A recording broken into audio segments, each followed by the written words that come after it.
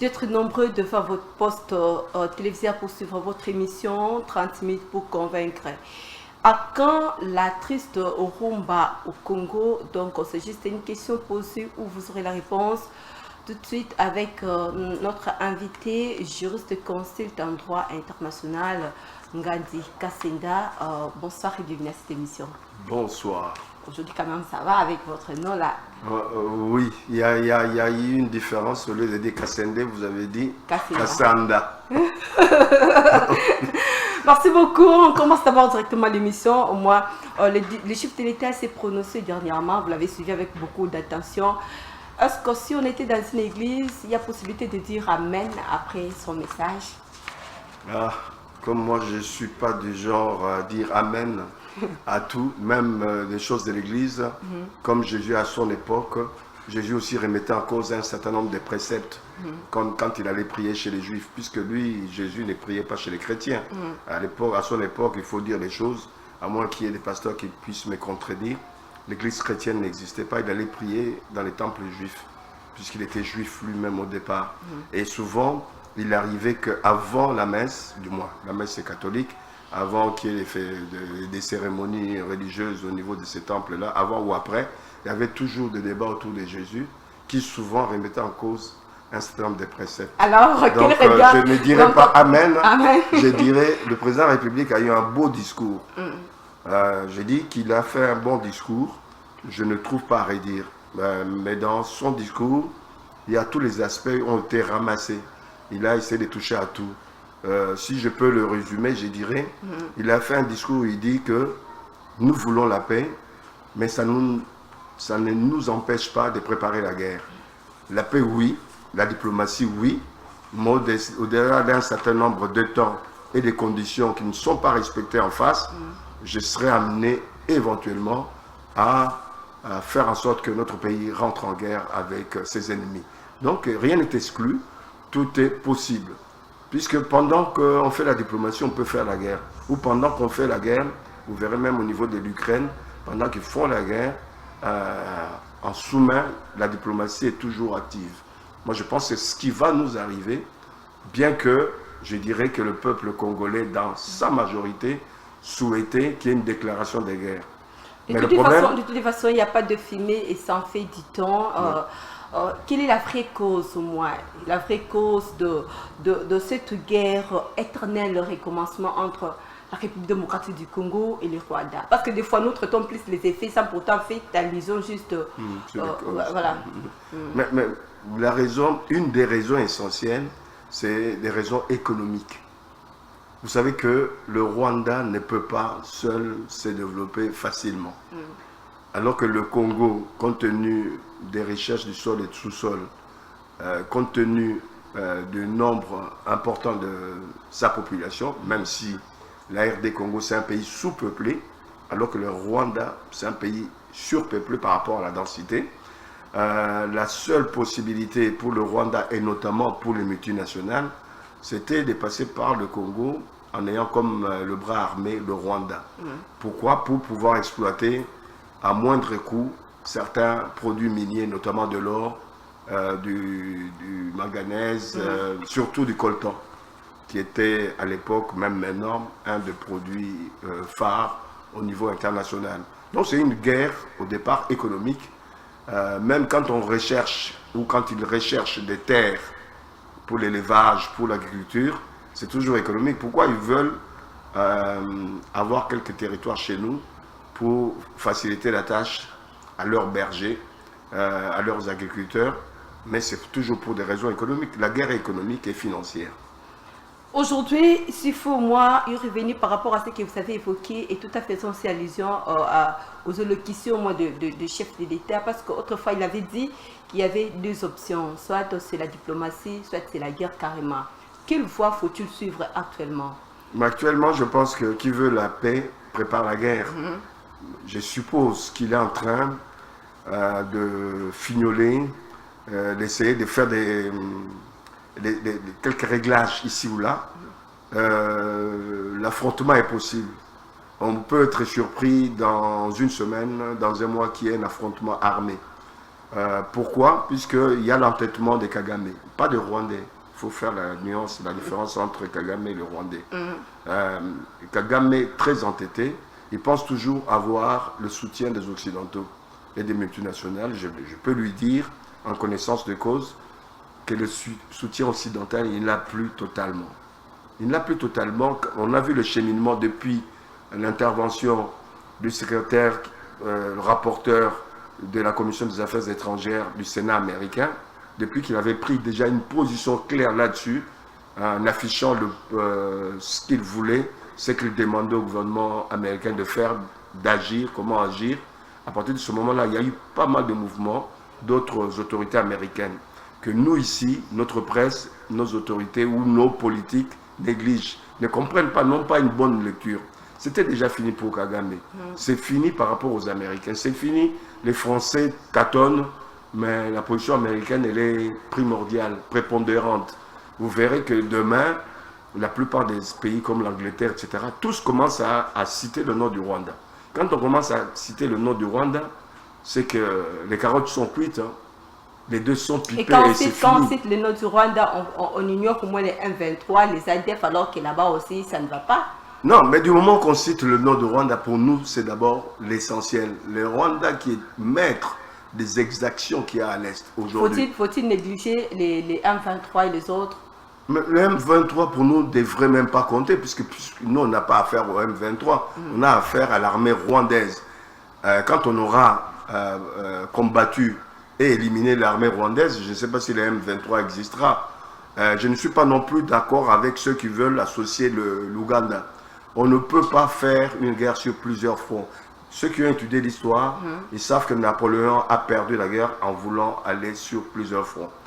Plus près de nous, quand Hitler a voulu attaquer tous azimuts, il a perdu la guerre. Focalisons-nous contre le Rwanda, sur le Rwanda. Quand on aura fini avec le Rwanda, si l'Ouganda continue aussi à bouger dans le mauvais sens, à commettre aussi des exactions de son côté, en ce moment-là, on l'affrontera s'il le faut. Nous avons une armée, si elle est bien préparée, si nous avons quelques munitions, je pense que le problème ne se posera pas. RDC, Rwanda, une relation diplomatique sous tension permanente, pour quelle finalité? Pour quelle finalité? On a dit la finalité pour le Rwanda, c'est d'occuper une partie du territoire pour ses bergers, ses agriculteurs, pour exploiter directement certains de nos minéraux, mais il ne sera jamais question. On a essayé diplomatiquement d'accepter qu'ils puissent raffiner de l'or, mais ce n'était pas suffisant. Il voulait au-delà. On lui donne la main, il veut prendre le bras. La raffinerie, nous avons une nouvelle raffinerie qu'on a montée. Une raffinerie ne coûte pas cher. Ça coûte 5 millions de dollars, ce qu'ils avaient dépensé. Nous avons une raffinerie. Au mois de décembre, on va commencer à raffiner nous-mêmes notre or. Demain ou après-demain, on va le faire pour le cobalt, le cuivre, etc. Mais moi, ce que je demande aux autorités, c'est de monter aussi une industrie d'extraction du coltan et le raffinage du coltan pour qu'il y ait la plus-value, une valeur supérieure par rapport à nos matières premières. Et regardez, le Botswana aujourd'hui a des moyens. Le Botswana arrive à payer un enseignant 1300 $, alors qu'un député touche 1800 $. Pourquoi? Le Botswana finance aussi des bourses d'études pour toutes les élèves, à commencer par les élèves, les écoliers, les élèves, jusqu'à l'université, des bourses, pas moins de 150 $ par étudiant. Pourquoi? Puisqu'ils ont pu mieux gérer leur richesse, notamment de diamants. Ils ont donné une plus-value puisque le diamant est traité sur place. Nous, on peut le faire pour toutes nos matières premières. On pourra demain donner la bourse d'études à tous nos étudiants. On pourra même donner jusqu'à 200 $, voire même plus, à nos chômeurs en attendant qu'ils trouvent un boulot. On pourra financer des micros, des petites et moyennes entreprises. Mais c'est puisqu'on ne veut pas s'organiser, puisqu'on ne veut pas avoir une vision de développement. C'est pour ça qu'on stagne, on reste derrière en train de traîner. Le chef de l'État a fait l'appel juste à la jeunesse de pouvoir participer, de pouvoir s'impliquer au moins à l'armée pour accompagner notre force armée, vu tout ce qui se passe aujourd'hui. Croyez-vous que l'ère a-t-elle sonné pour mettre fin à cette triste rumba au Congo? Ça dépend comment vous voyez la rumba. Pour moi, la rumba n'est pas triste, à moins que ce soit une forme d'oxymore. La rumba n'est pas triste, au contraire, la rumba est entraînante. Mais c'est nous, c'est les Congolais qui sont plus victimes. Les morts, c'est plus les Congolais et non les Rwandais qui sont victimes. C'est nous et non le Rwandais. Nous sommes victimes par rapport aux raisons que nous avons évoquées. Si notre État était organisé à l'époque, nos territoires seraient sécurisés avec les forces d'ANER, sécurisés par les forces de l'armée, de la police, de l'administration. Mais vu que beaucoup de nos territoires ne sont pas administrés réellement, où on trouve personne, notamment à Bunagana, quand les autres sont arrivés, ils ont trouvé combien de militaires? Moins de 30 militaires. Si on veut sécuriser ce pays, défendre ce pays, il faut une bonne organisation, il faut qu'on ait un nombre important des militaires, des policiers, des agents des renseignements dans tout notre territoire, à travers toutes nos frontières. Quand on sera organisé comme ça, on saura qui veut rentrer, pourquoi la personne veut rentrer. On saura, avant, à l'époque coloniale, même les premières années d'indépendance, je pense que quand tu rentres dans un village, on sait que telle personne n'habite pas le village. Il est venu d'où? Qu'est-ce qu'il vient faire? Le jour où on va s'organiser dans ce sens-là, le M23 ou le M24 ou 5 ne rentreront plus. Donc, organisons notre administration, faisons en sorte que, puisque l'administration c'est le socle de l'État, que l'État existe réellement. Quand l'État va exister réellement, il y aura peut-être des intrusions, mais on va contrôler. On va contrôler plus facilement qu'on le fait aujourd'hui. Voilà ce que je pouvais dire là-dessus. C'est ressusciter l'État. On ne peut ressusciter l'État que par la résurrection, la refondation d'une administration efficiente, efficace, solide. Voilà. Pour l'armée, l'appel du président de la République est déjà entendu. Il y a plus déjà de 2000 jeunes au niveau de Goma qui sont enrôlés. On peut doubler le nombre de militaires que nous avons aujourd'hui et doubler le moyen, tripler même le moyen avec le temps, le moyen qu'on peut mettre à disposition de l'armée. À côté de cela, de l'armée réelle, régulière, moi je suggérerais qu'on mette en place ce qu'on appelle les réservistes, qu'on forme tous les Congolais qui sortent de l'école après leur diplôme d'État, qui fassent au moins 1 an de service militaire, qui, dans le domaine de l'agriculture, dans le domaine des infrastructures, puisque l'armée ne devrait plus être l'armée comme avant, où il n'y a que des gens qui savent tirer. Mais au-delà de la formation militaire, ils doivent apprendre un métier quelconque, que ce soit l'armée des métiers. Regardez, on a une armée, on a des génies civils, des génies militaires, qui font aussi déjà, mais pas à grande hauteur, qui peuvent construire des routes, non seulement les routes agricoles, qui peuvent être dans l'agriculture. Au lieu de laisser des militaires vaquer à longueur de journée à Kinshasa, ces militaires-là, on pouvait les amener à Maluku faire les champs. 4 jours, vous faites de l'agriculture, 2 jours, vous allez vous entraîner militairement. On ne trouverait pas des militaires en uniforme en train de se promener avec un poulet à la main. L'uniforme n'est même pas respecté. C'est pas normal. Les militaires doivent être casernés. Ils coûtent cher à l'État, ils ne s'entraînent même pas. Allez demander à ces militaires que vous voyez vaquer à leurs occupations personnelles, individuelles, en uniforme militaire. Il y en a même qui sont prêts à porter un jour, mais on verra un militaire porter un sac de riz sur la tête. C'est embêtant. Ils doivent être casernés. En dehors de formation militaire, ils doivent servir la nation dans la construction des routes, dans l'agriculture, dans les différents domaines. La montée de la tension entre la République démocratique du Congo et le Rwanda, est-ce qu'il y a possibilité de déclarer la guerre aujourd'hui? Seul le président de la République a le bouton magique. Mais le problème, c'est qu'il y a une procédure. Il ne peut pas déclarer la guerre comme ça. Et quelles sont les procédures? Il est obligé de passer par le Parlement. Ou si c'est vraiment cette guerre est imminente, il ne peut pas, disons, faire qu'il y ait rassemblement des sénateurs et des députés, c'est-à-dire un Parlement.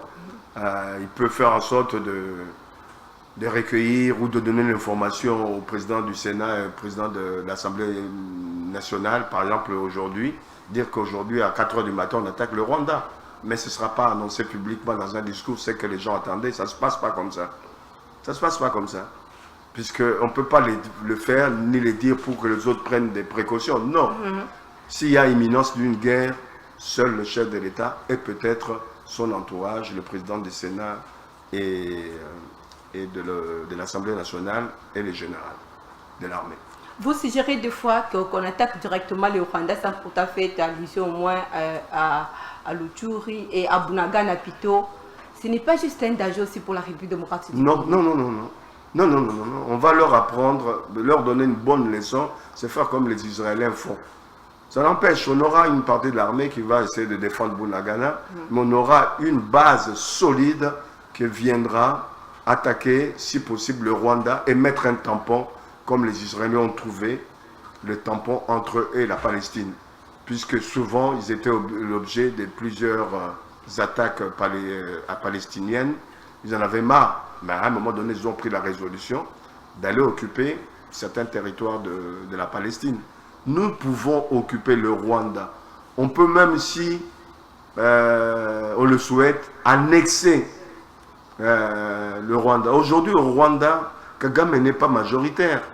Tous les Rwandais, qu'ils soient Tutsi ou bien, comment on appelle, Hutu ou Tutsi, ou les autres pygmées, ils ne sont pas tous, les Tois, on les appelle les Tois, ils ne sont pas tous du côté de Kagame. Kagame résiste par la dictature, au-delà même.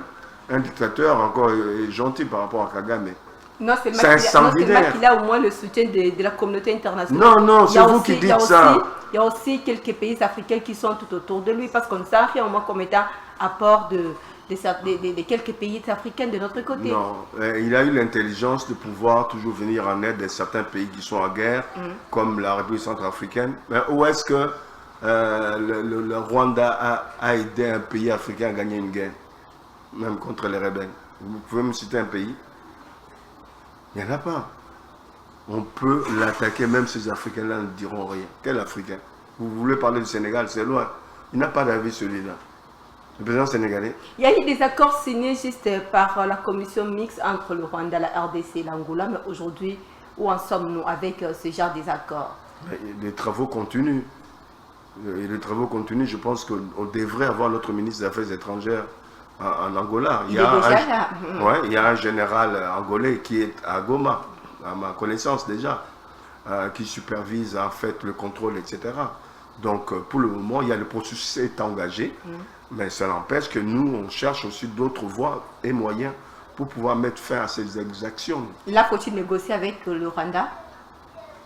On négocie déjà au travers, par le canal du président Dos Santos.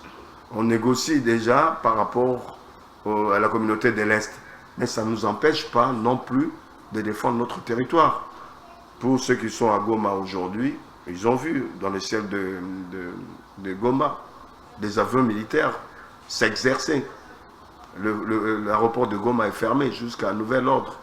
On a interdit à tous les avions civils d'y atterrir. Donc il peut y avoir imminence d'une guerre. Martin Fayulu l'a dit au moins qu'on puisse rompre cette relation entre la République démocratique du Congo et le Rwanda. Quel est votre point de vue par rapport à ça? Moi, c'est des éléments secondaires qu'on exploite quand il y a imminence éventuellement d'une guerre. On peut attendre que le processus mûrisse. Et vous verrez à un moment donné, les gens criaient, d'abord c'était l'ambassadeur est parti. Voilà. Rompre une relation diplomatique avec le Rwanda, ça demande quoi? Quelques secondes. Le porte-parole va parler à moins d'une minute, c'est rompu. Mais après qu'on ait rompu les relations diplomatiques, c'est quoi? Les gens ne disent pas. Pour le moment, on a encore des pourparlers, on a encore des dialogues au travers de certaines institutions. On rompt les relations diplomatiques quand on sait qu'il y a imminence d'une guerre. Et le fait de faire partir l'ambassadeur, ce n'est pas juste une manière aussi de rompre les relations diplomatiques? Non, on peut faire partir un ambassadeur ou rappeler le nôtre. C'est une façon d'exprimer son mécontentement ou demander des explications, simplement. Quelle serait alors l'Afrique avec un Congo en paix demain? Parce qu'aujourd'hui, Si on essaie un peu de regarder l'Afrique, on voit qu'il y a un seul pays qui souffre plus. C'est la République démocratique du Congo, où il y a la tension du jour au lendemain. Alors, quel serait un jour, demain, en fait, après-demain, dans 1 heure, dans 30 secondes, un Congo en paix dans l'Afrique?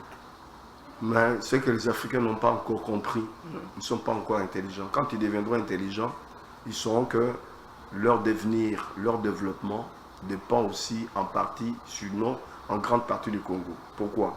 Le Congo, c'est le pays qui va aider demain, s'il y a la paix, s'il y a les moyens, l'Afrique à s'industrialiser. Pour s'industrialiser, il faut de l'énergie.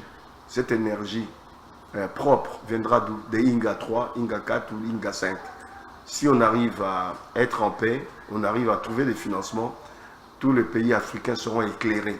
Tous les pays africains peuvent développer des industries, des petites, moyennes ou des grandes industries, puisque avoir des industries suppose beaucoup d'électricité. Vous voyez comment l'Afrique du Sud souffre, alors que l'Afrique du Sud est industrialisée. Malgré qu'ils ont l'énergie nucléaire, malgré qu'ils prennent une partie de l'énergie chez nous, ce n'est pas suffisant. Demain, l'Afrique peut se développer grâce au Congo qui vivra en paix. Et c'est à ce moment-là que le Congo deviendra ce que Frantz Fanon disait, le revolver de l'Afrique, la gâchette se trouvera au niveau du Congo. Pas pour tuer, mais ce sera une gâchette symbolique dans le sens de donner de l'eau à certains pays qui vont en manquer. Parce que vous savez qu'il y aura manque d'eau dans les années qui viennent. Pour le Tchad, pour pas mal de pays, la Namibie, on donnera de l'eau. Il y aura des pipelines ou des oléoducs un peu partout. L'or, ce sera plus l'or noir, ce sera l'or blanc de l'eau. Le Congo a beaucoup de possibilités de se développer, de développer sur une économie, de gagner de l'argent dans plusieurs secteurs. Les secteurs de l'agriculture, on peut nous nourrir une bonne partie de l'Afrique, sinon toute l'Afrique. Au niveau du sous-sol, si on transforme nos matières premières, on peut fournir des câbles. On commence à produire déjà des câbles électriques ici. On peut fournir des tuyaux, la tuyauterie. On ne sera plus obligé de dépendre que de la Chine. Un certain nombre de matières premières que nous achetions, que certains pays achètent en Chine, on peut le produire ici. Tout comme d'autres pays africains, s'il y a l'électricité, il y a du bon courant qu'on peut leur vendre, ils pourront produire certains produits ou matières que nous aurons besoin au lieu d'aller en Chine, au lieu d'aller en Turquie, avoir ici. Donc le Congo, c'est un pays d'avenir, pas seulement pour les Congolais, mais pour l'Afrique, voire même pour le monde. Vous savez vous-même, puisqu'on parle de COP 23, aujourd'hui, nous avons la zone qui protège le monde aujourd'hui au niveau de notre forêt. Au-delà de notre forêt, nous avons ce qu'on appelle les tourbières qui retiennent, qui emprisonnent le carbone. Et demain, les Occidentaux, comme ils sont toujours en avance, ils ont trouvé même des techniques comment, par la suite, exploiter ce carbone emprisonné au niveau de tourbières. Donc, il suffit seulement qu'on s'organise, qu'on organise notre État, notre gouvernement, qu'on favorise l'intelligence au travers de l'enseignement, de l'éducation nationale, en mettant des moyens, au moins 20% dans l'éducation nationale. La richesse de demain, ce sera aussi au-delà des matières premières. Et pour s'organiser, ce sera aussi, et ça j'aimerais bien le placer, notre richesse de demain, ce n'est pas seulement les matières premières ou le matériel agricole, c'est aussi et surtout l'intelligence. La Malaisie s'est développée comment? Par l'intelligence. Ils ont mis 40% de leur budget au niveau de l'enseignement. Regardez où se trouve la Malaisie aujourd'hui. Mais c'est le contraire avec la République démocratique du Congo. Comment? C'est le contraire avec la RDC. Ah ben oui, on néglige l'enseignement, on néglige la santé, on néglige la défense, c'est-à-dire la sécurité. Non, il faut revenir à la raison. Au lieu d'avoir un gouvernement pléthorique, éléphantesque de 50, 60 ministres, réduisons le nombre de ministères à moins de 20 même. Choisissons pour les 5-10 ans à venir 3, 4, 5 axes qu'on doit développer ou mettre de moyens. Vous verrez dans moins de 20 ans. Aujourd'hui, l'exercice financier de 2023 est déjà là avec 14,6 milliards. C'est quoi? C'est insignifiant. C'est insignifiant. On devrait même avoir les budgets de l'armée qui devraient dépasser les 25 milliards si on était sérieux. Les 14 milliards, c'est quoi? Et les gens se gossent en disant on a multiplié par 2, par 3. Oui, sur le plan des chiffres. Mais sur le plan de potentialité que nous avons, on devrait avoir plus que ça. Il y a quelques années, l'ancien conseiller de Kabila, Luzolo Bambi, disait qu'il y a une défection au niveau de nos finances, il y a une déperdition de plus de 15 milliards. Si on avait retrouvé les 15 milliards avec ce que nous avons au niveau recettes, etc., on aurait au bas mot aujourd'hui un budget entre 30 et 50 milliards. Mais 14 milliards, c'est insignifiant, excusez-moi. Et pourquoi c'est déjà un pas, bravo, mais on peut faire mieux. Faire mieux surtout du côté de l'armée. Non, faire mieux dans le sens d'avoir plus de recettes. Et regarde aujourd'hui, dans certains pays, ils gagnent par des impôts, mais ils gagnent aussi par la TVA la TVA, c'est des impôts indirects, tout le monde consomme. Si demain on met en place des caisses enregistreuses dans les supermarchés du Congo, dans tout ce qui est où on vend des matières, etc., caisses enregistreuses, puisqu'il y a un contrôle direct avec le service des impôts, la DGI, on va doubler notre budget facilement. Pourquoi on traîne les pas pour ne pas mettre les caisses enregistreuses dans les supermarchés qu'il y a ici au Congo? Mais les Indiens nous déclarent ce qu'ils veulent déclarer. Ou alors on chipote, les quelques agents qu'on peut envoyer là-bas vont en partie pour leur propre poche. Organisons l'État, surtout l'administration, vous verrez. Ce pays. De toute façon, aujourd'hui, la République démocratique du Congo est sous tension, vu l'insécurité qui ne cesse au moins de défrayer la chronique même de l'actualité de la partie Est. Pourquoi la priorité n'est pas, là je suis dans les budgets, l'armée n'est pas au moins prioritaire par rapport au financement, par rapport au budget? Est-ce que c'est par oubli, c'est par négligence? Non, il y a déjà un effort. Il faut saluer l'effort qu'il y a eu, même si c'est minime. On est sorti d'un budget de 300 millions de dollars qui était insignifiant. Aujourd'hui, on passe à 1 milliard. C'est déjà un pas. Mais ça reste toujours insignifiant. Mais pour pouvoir mettre aussi beaucoup d'argent au niveau de l'armée, il faut assainir cette armée. Notre armée n'est pas encore assainie totalement.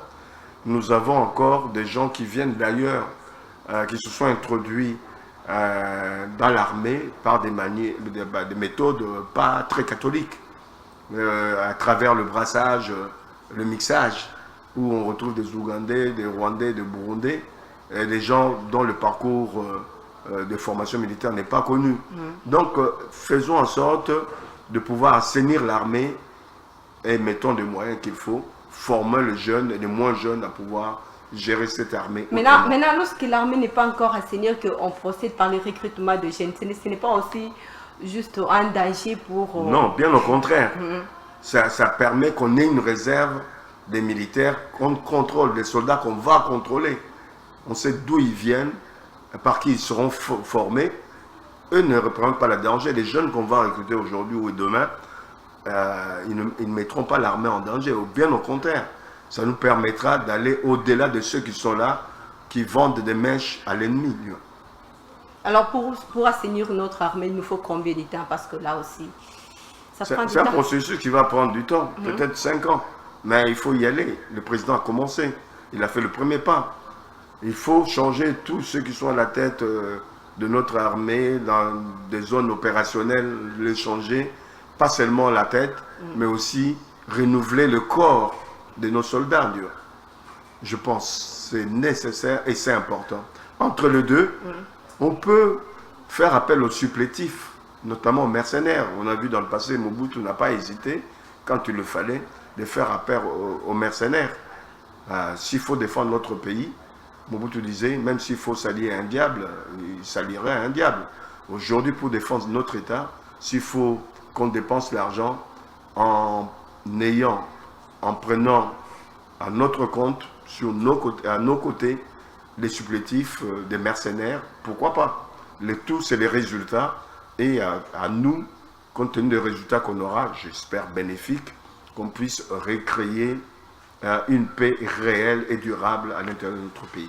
2023 se pointe juste à l'horizon. À côté aussi, il y a la tension entre la RDC et le Rwanda. Faut-il se focaliser avec les élections, ou bien faut-il organiser les élections en 2023 sans Bunagana, ou bien faut-il encore attendre? nous avons eu dans le passé des conflits avec le Rwanda, la M23 et les autres groupes armés. Ça n'avait pas empêché à 2 reprises qu'on organise des élections dans ce pays. Là, carrément, on ignore les Bunagana. Ce n'est pas un problème. L'important, c'est d'avoir des autorités choisies par la majorité des Congolais. La majorité des Congolais n'habitent pas Bunagana. S'il y a des élections, il y aura toujours une majorité des Congolais qui vont voter pour les gens qui vont siéger au Parlement ou qui vont voter pour les chefs de l'État. Donc c'est un faux problème, le problème mal posé quand on dit tant qu'il y aura la guerre, il ne faut pas organiser les élections, c'est un faux problème. Il faut organiser les élections, pendant ce temps, on continue à combattre l'ennemi. Voilà ce que je pouvais dire. C'est une bonne voie à suivre. Je pense que si vous avez d'autres voies, ben, suggérez-le. Non, c'est une question. De toute façon, c'est une question parce que la pays est sous tension, organiser les élections. Bah, en tout cas, en fait, ce sont juste des propositions. On l'a fait, on l'a fait dans le passé, on peut le refaire, ça ne pose aucun problème. Puisque si on n'organise pas les élections, il y a des gens qui vont profiter pour dire le pays est en trouble, puisqu'il y a des mécontents, l'actuel président veut rester au pouvoir au-delà de ce que la Constitution lui permet. L'opposition aussi est en train de réclamer la transition au moins, mais sans Félix. Mais comment ils peuvent avoir une transition sans Félix? Qui va diriger et qui va gérer cette transition-là? Qui va d'abord organiser même cette transition? Mais il y a des gens qui ne sont pas intelligents, excusez-moi du terme. Hein. Pourtant, l'intelligence, tout le monde l'a. Parce que l'intelligence, c'est quoi? C'est la faculté de pouvoir réfléchir et penser. Moi, je pense que même le plus bête ou la personne la plus bête est intelligente. Sauf qu'il y a des degrés d'intelligence. Comment on peut réclamer une transition sans... On va se mettre en conclave avec... mettre en place une constituante. Qui va mettre même cette constituante en place? Il faut une autorité. Nous sommes arrivés au moins à la fin de cette émission. Quel message d'interpellation à la population congolaise? Mais à la population congolaise, je dirais simplement ce qu'on ne leur dit pas. Alors, la population congolaise est habituée à regarder toujours du côté du président de la République ou de sa femme, à regarder toujours au niveau du Parlement et autres. Ben, ces institutions, certes, ils ont un rôle à jouer au niveau de l'État congolais, mais ce n'est pas suffisant. Pour développer l'économie du pays, nous avons besoin de tout le monde, des commerçants, des hommes et des femmes d'affaires. Nous avons besoin des gens qui travaillent la terre, l'agriculture. Ce n'est pas à l'État de faire l'agriculture. Les pays qui se sont développés en Europe, en Asie, etc., se sont développés par l'agriculture, par l'industrie. Mais ça, c'est aussi le rôle des hommes d'affaires, de la société civile. C'est-à-dire, travaillons, prenons de la peine, contribuons à l'édification de ce pays. Si on attend tout sur le gouvernement, sur l'État, on n'avancera pas. Pour manger au quotidien, il faut qu'il y ait des femmes maraîchères. Il faut qu'il y ait des agricultrices et agriculteurs. Nous avons besoin de ces gens-là. Nous avons besoin de tous les secteurs comme commerçants.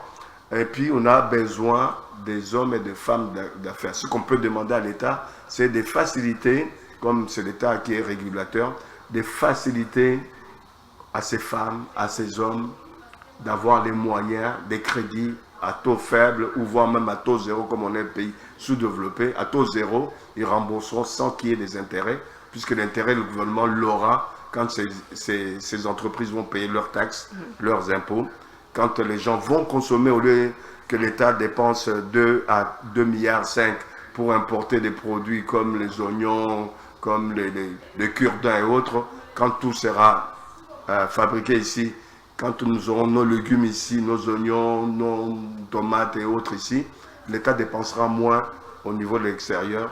L'État aura encore plus de réserves d'argent au niveau de la banque. Donc voilà, il y a le rôle à jouer de l'État, il y a le rôle à jouer aux populations. Ils ont aussi une responsabilité. Il faut qu'ils arrêtent cette histoire, maman Olive ou maman telle, Talela Bissot, etc. Il faut qu'ils arrêtent ça. Il faut qu'ils arrêtent le fait qu'ils pensent que le pays sera développé par les présidents de la République. Aucun pays au monde n'a été développé par un président de la République. Ce sont les citoyens qui s'impliquent. L'État intervient en tant que régulateur, donne le moyen si possible. Nous vous disons merci d'être là ce soir. Merci à vous, à toute votre équipe, à votre télévision. Merci beaucoup. Ce n'est fini pour ce soir. Suivez la rediffusion de cette émission le mercredi à 15h30. Bonne suite de programme sur nos antennes. Bon début de la semaine chez vous. Au revoir.